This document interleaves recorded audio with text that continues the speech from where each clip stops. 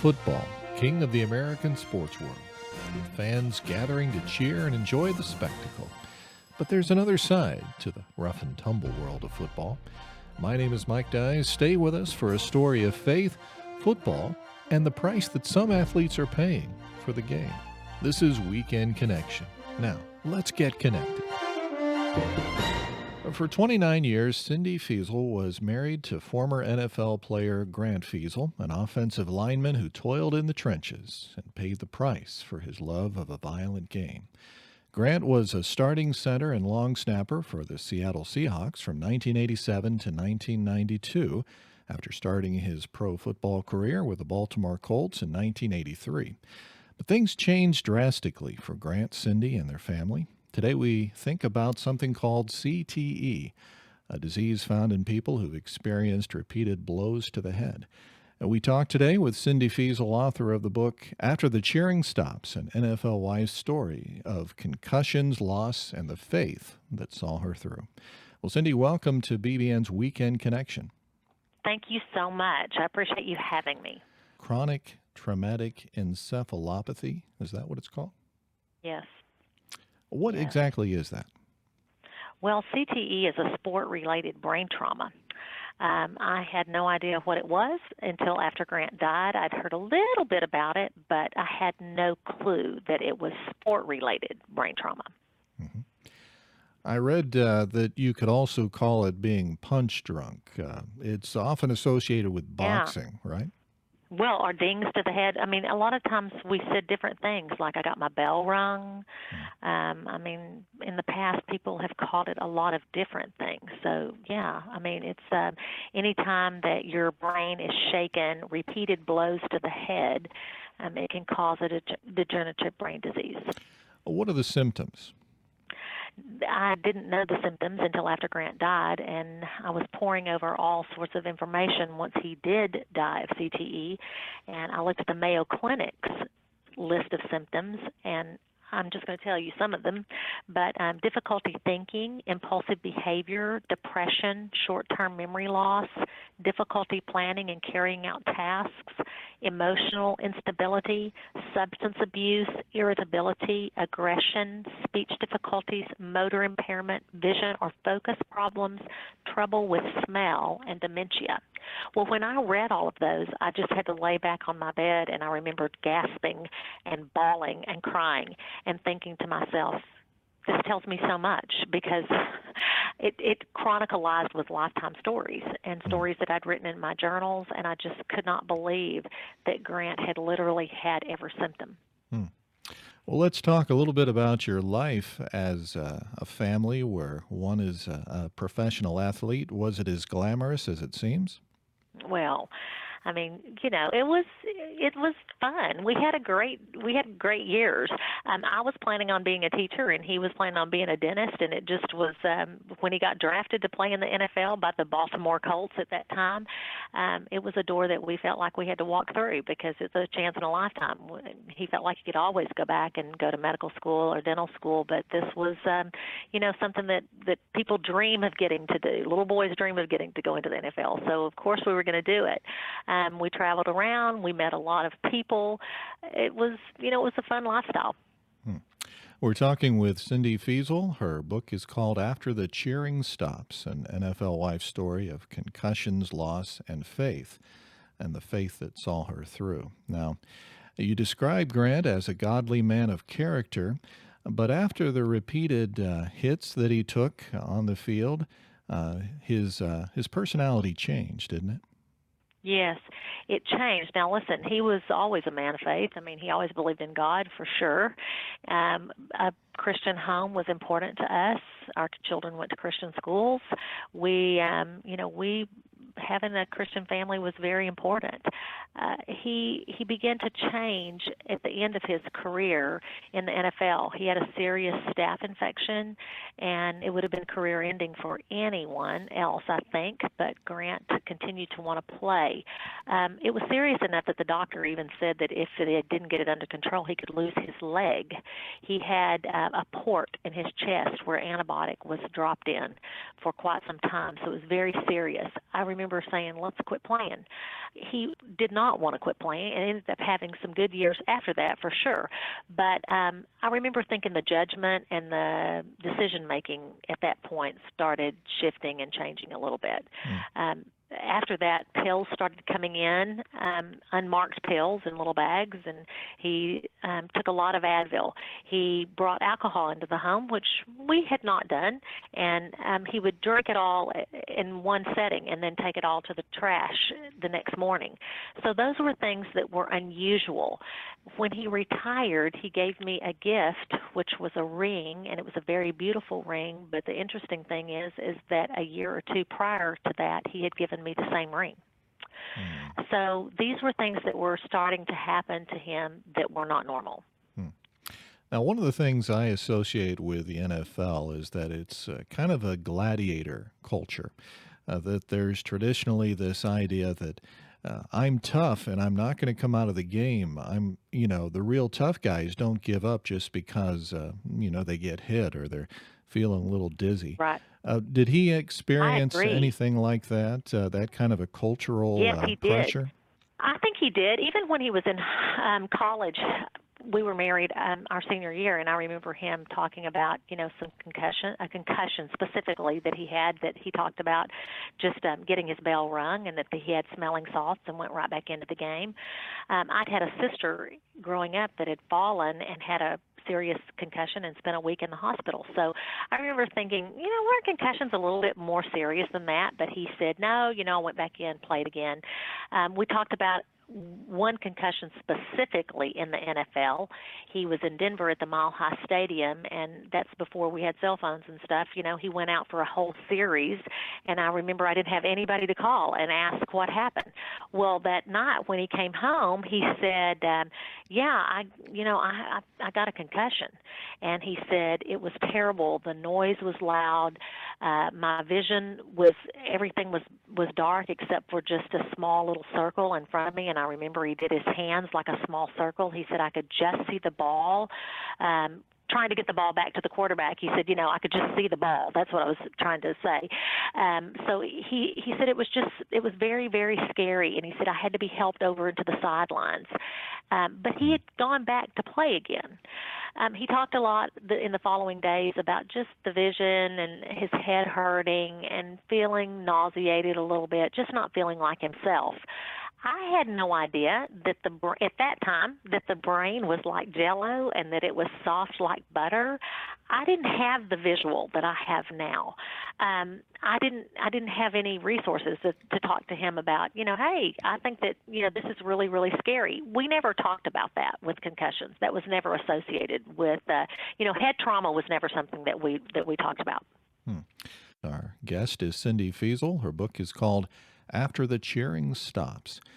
I was reading that Jeff Miller, the NFL Senior Vice President of Health and Safety Policy, this was on ESPN.com, said concussions in NFL games were down 25% last year. By any measure, football has never been safer, and we continue to make progress with rule changes. From your standpoint, how has the NFL done in addressing this issue? Well, I hate to even say because to me, I mean, this is my opinion. In my opinion, you have to come out and say CTE is a sport-related brain trauma. And every time somebody steps out onto the field and they hit heads with someone else, there's a likelihood that they could have a degenerative brain disease. The longer someone plays a sport, the more potential there is for them having lifetime risks. I don't know what else to say.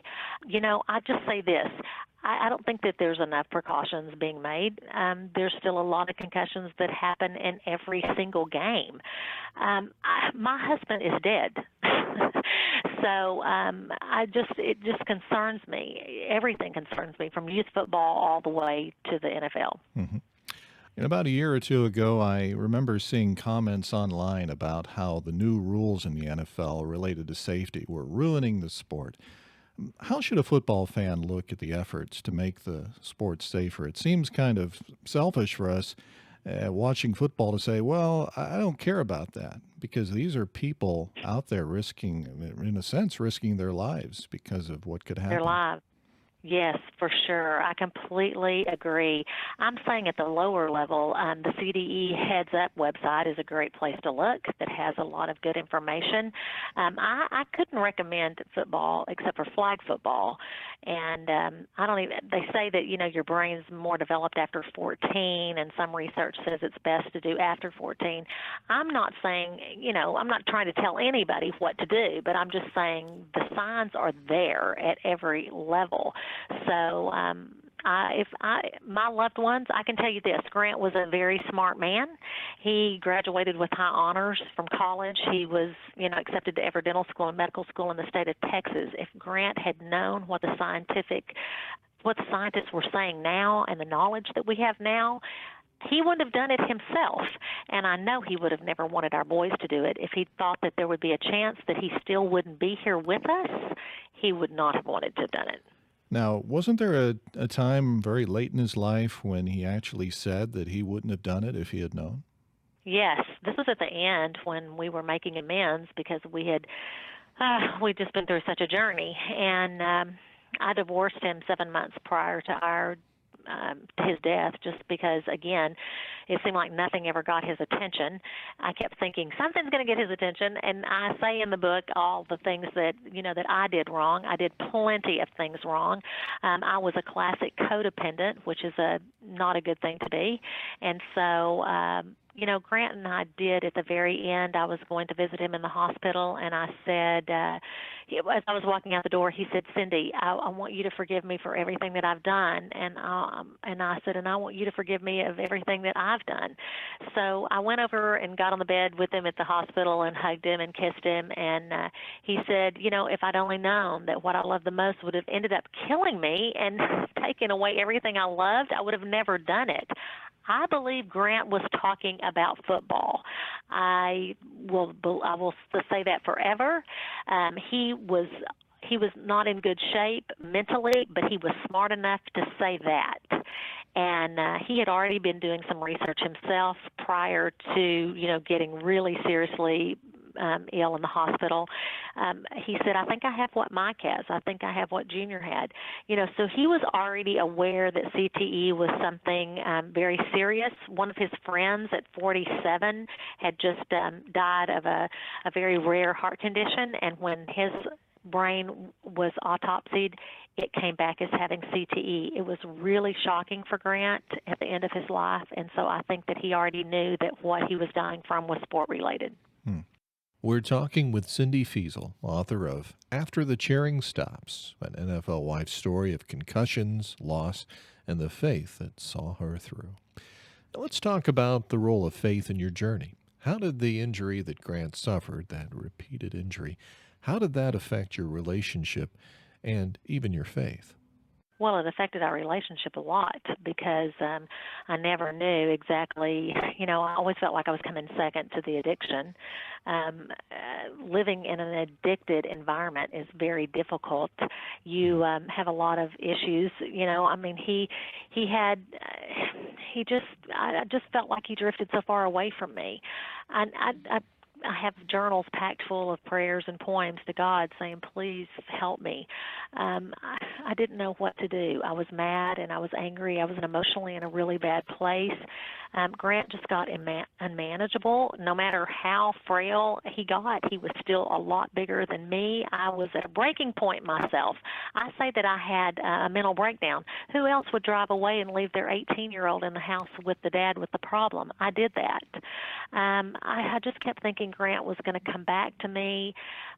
At the end, I realized he wouldn't, and I just think that I had a lot of. I went under myself. I thought we were both going to die. I wasn't sure who was going to die first. Hmm. God I know God saved me. I know that I continually begged him to show me the light, to show me the way out. When I look back at everything now and I see that I got to write a book, I wrote the book on complete faith that somebody else out there might have been going through something similar to what I went through, hoping that I could be a resource to someone in the darkness. I even say that, in Psalms 139, it says that, God knew us from the very beginning what our journey was going to be like for our life. And I just fully believe that I'm stepping into my purpose.